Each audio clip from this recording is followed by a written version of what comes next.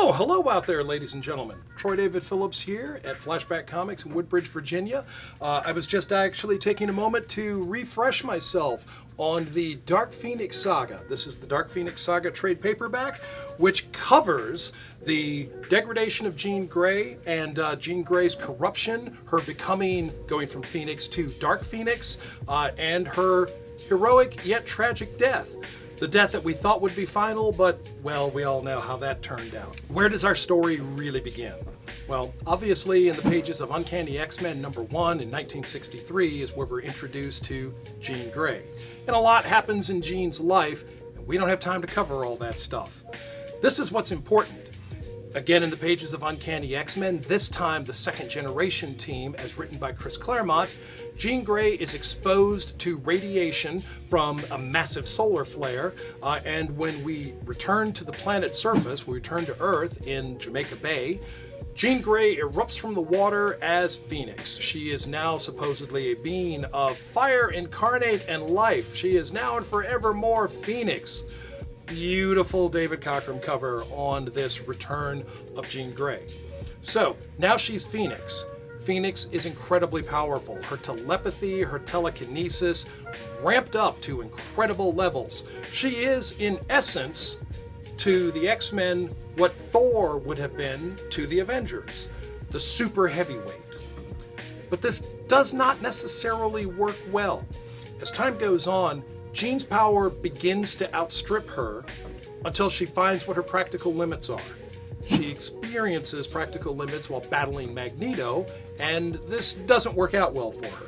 Much later, however, she pushes past those boundaries, and beginning in the pages of Uncanny X-Men 125, we really start to see Jean's control over her powers slipping. She does things that are seemingly uncharacteristic of herself, and she is experiencing these time slips. These time slips are moments where she reverts and seemingly relives a past life of an ancestor in colonial America. She is not actually living through these moments, however. What's happening is that she is being manipulated by Jason Wyngarde, aka Mastermind.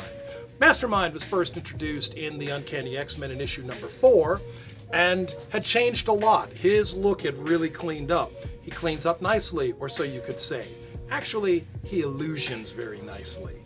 And when the illusion passes, he doesn't look so good.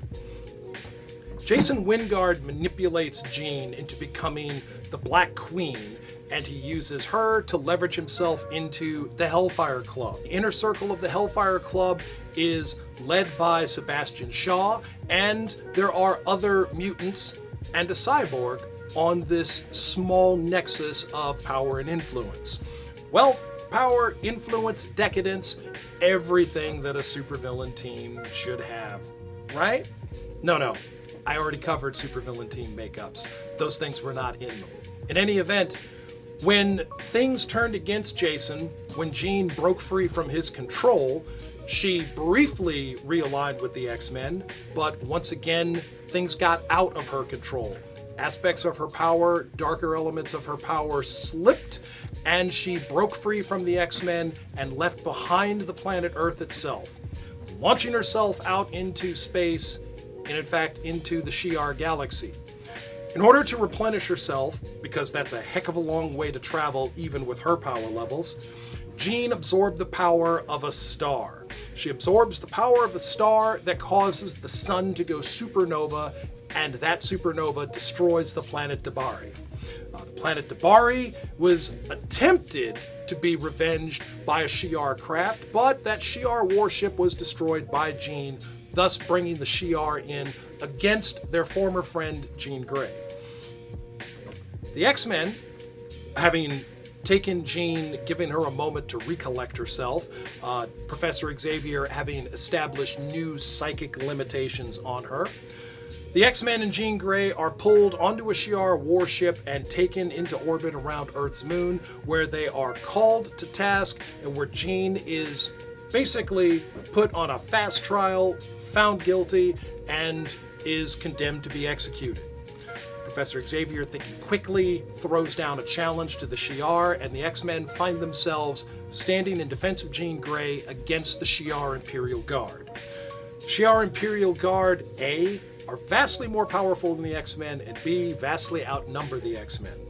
In the pages of X-Men 137, we actually see 8 members of the Shi'ar Guard fight 8 members of the X-Men, but in fact it is implied that the entire Shi'ar Guard was on the blue area of the moon, and we're fortunate that those 8 members were all that we did encounter.